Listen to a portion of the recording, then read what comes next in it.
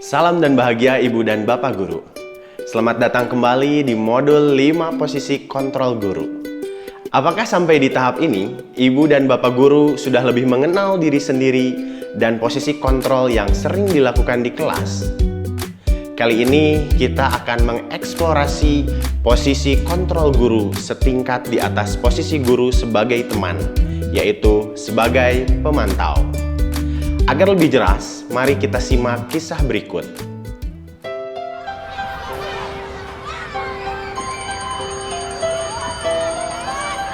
Anak-anak, sudah jam masuk kelas.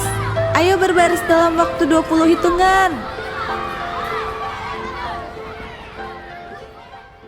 Bagus, Siva. Kamu berbaris tertib dan kukunya bersih. Kamu bisa dapat 3 bintang. Kenzi, bagaimana peraturan mengenai kebersihan kuku?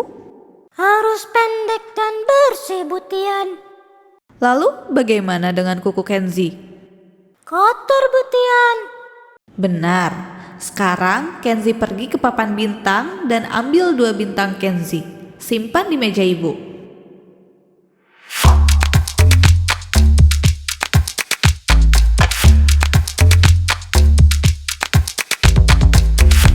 Apakah Ibu dan Bapak Guru juga menerapkan sistem yang mirip seperti kelasnya Ibu Tian?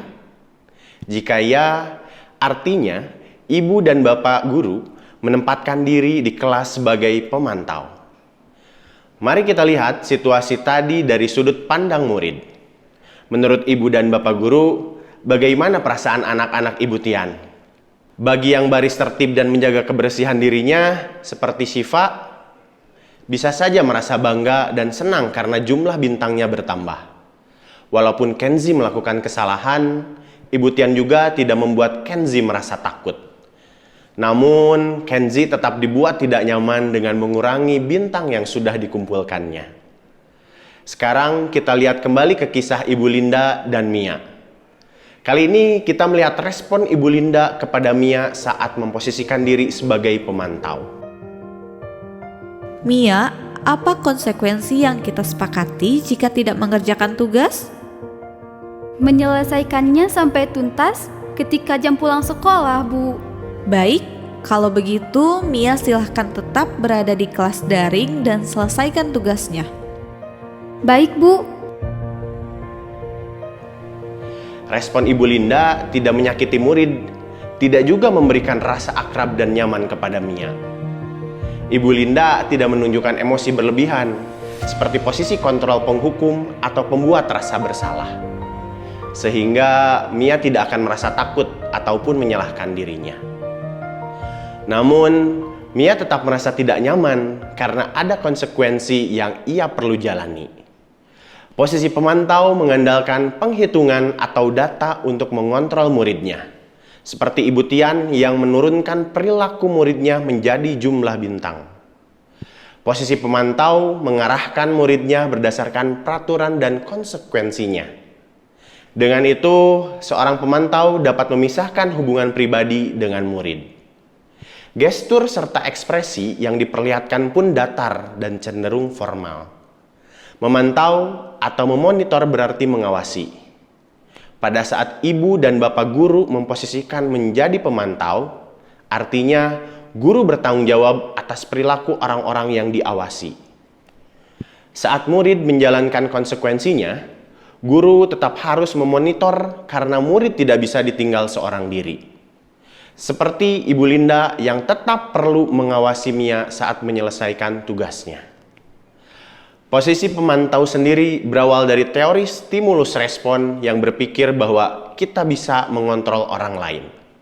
Atau jika dilihat dari sudut pandang murid, guru bisa mengontrol murid. Padahal, seperti yang sudah kita pelajari pada teori kontrol, kita tidak bisa mengontrol murid kita. Hanya murid kitalah yang bisa mengontrol dirinya sendiri. Lalu, apa dampak posisi kontrol pemantau terhadap murid kita? Agar lebih jelas, mari kita simak kembali kelanjutan kisah Ibu Tian. Siapa yang bisa bantu Ibu Tian merapihkan buku di sini? Saya. Nanti aku dapat berapa bintang, Bu?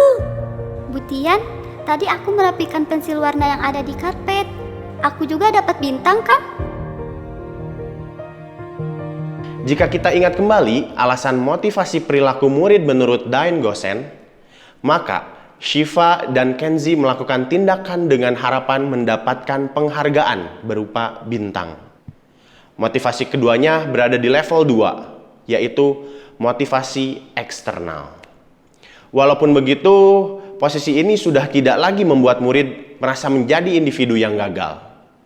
Posisi ini sudah membuat murid merasa positif dengan dirinya sendiri.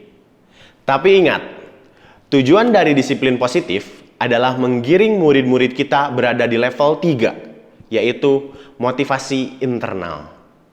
Nanti jika saat masuk SD, guru mereka tidak menerapkan sistem bintang, Mia dan Kenzi belum tentu akan menunjukkan perilaku yang sama seperti di TK.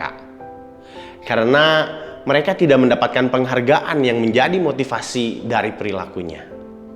Dampak lainnya, murid tidak dapat melihat esensi dari sebuah peraturan karena selalu dikaitkan dengan konsekuensi.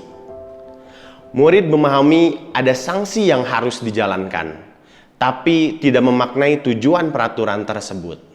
Mia akan berusaha mengerjakan tugas tepat waktu karena ia tidak mau tinggal di kelas saat jam pulang sekolah.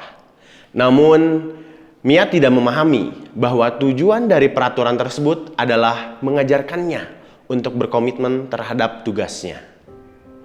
Ibu dan bapak guru yang hebat, sekarang marilah coba renungkan kembali respon dominan yang ibu dan bapak berikan terhadap perilaku anak di kelas. Apakah termasuk dalam posisi kontrol pemantau?